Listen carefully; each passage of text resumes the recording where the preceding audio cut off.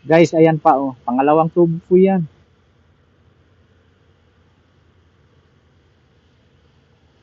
Deliver na naman yan sa planta. Talagang tinatapos na nga ang project na to.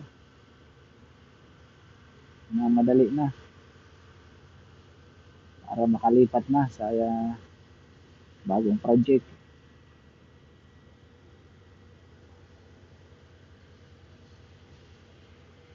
Kaibigan, maraming salamat po sa panonood at sa walang sawang suportang ipinagkakaloob nyo.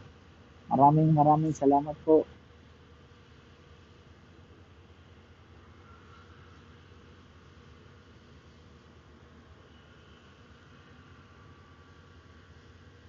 God bless po sa ating lahat.